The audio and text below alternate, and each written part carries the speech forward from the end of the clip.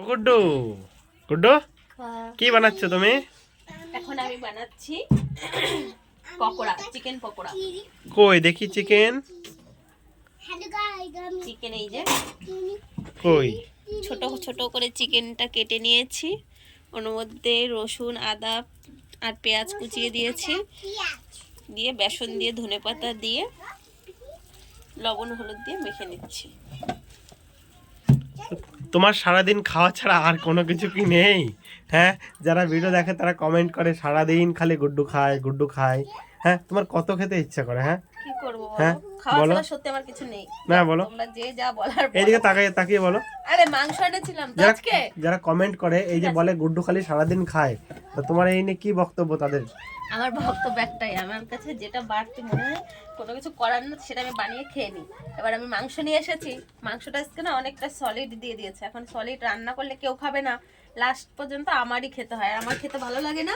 তাই জন্য আমি কি করেছি, সলিডটাকে ভালো করে কুচিয়ে মানে এই দেখো কেটে নিয়েছি, নিয়ে আমি একটু পকোড়া বানাচ্ছি। পকোড়া বানালে এবার কিন্তু সবাই খেয়ে নেবে, কিন্তু এই সলিড মাংস যদি আমি ঝোলের মধ্যে দিই বা রান্না করি তাহলে কিন্তু কেউ খাবে না। এই জন্য আমি ভাবলাম, মানে ডিসিশন, আমি সলিড খাবো না, ভালো করেই জানো। আমাকে একটু হাড়গোড় দিলে খেলে খাবো, না হলে খাবো না। আমি তো জানি লাস্ট পর্যন্ত আমারই খেতে হয়, এই জন্য আমি কি করবো, তাই জন্য আমি এই যে চিকেন পকোড়া বানিয়ে দিচ্ছি এখন, যেটা আমি খাবো, কি মানে আমার জন্য বানাচ্ছি না, এখন সবাই খাবে চিকেন পকোড়াটা, সবাই খাবে। এই চিকেন পকোড়ার সঙ্গে কি হবে? আর হবে ধনেপাতার চাটনি। আচ্ছা, ধনেপাতার চাটনি এই যে হাফ করেছি, মানে অল্প একটু করা হয়েছে, কারেন্ট চলে গেছিল যার জন্য আর করা হয়নি। ও কালারটা অসম এসেছে, সত্যি। হ্যাঁ, আজকে ধনেপাতার চাটনিতে কালারটা দারুণ এসেছে। কাই মধ্যে কালার দিয়েছো? ফুড কালার, সবুজ ফুড কালার দিয়েছো তুমি? হ্যাঁ, সত্যি কথা বলো।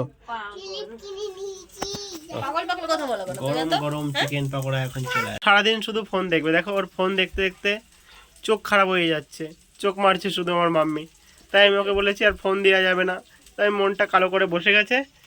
এইদিকে আমাদের চিকেন পকোড়াটা প্রায় ভাজা কমপ্লিট, এখন আমাদের গরম গরম থালায় চলে আসবে, এগুলো আমরা সার্ভ করব।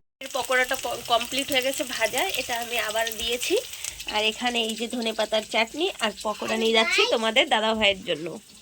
তো এই নাও আমার ভাজা পুরো কমপ্লিট। এখন কার খাই খাই হচ্ছে? হ্যাঁ, খাওয়ার জন্য সবসময় ভিডিও করে আর আমারে বলে আমি খাই বারবার বলে, আর এখন দেখো কে খায়, ক্যামেরায় দেখে নাও তোমরা, অন ক্যামেরায় কারা খায়, আর খালি আমার দোষ দেয়, মানে আমি বানাবো, নাম করবে আমার, আর খাবে হচ্ছে এরা। ঠিক আছে, আমি জানি আমি ভালো খাই, তাই আমি বানাইছি। এবার বলো কেমন? দারুণ হয়েছে তো, সত্যি তো? তুমি তো খাও, আমি খাই।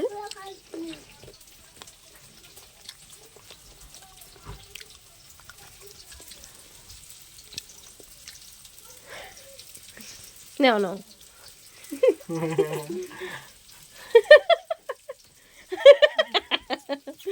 কেমন? আমার সোনাকে একটু খাই দি, মজা না? সুন্দর না বাবা? কেমন হয়েছে বলো? এটা লবণ দাও নি, হলো দিয়েছি, কেমন হয়েছে বলো, কেমন হয়েছে? হালকা একটু লবণ দাও। এতে একটু লবণ কম হয়েছে? হ্যাঁ, একটু তো বিট সত্যি লবণ, কথা, ধনেপাতার চাটনির সঙ্গে এটা খেতে জাস্ট ও মাই। একটু বিট লবণ দাও। ওকে, কেমন হয়েছে রিভু দাও? দারুণ।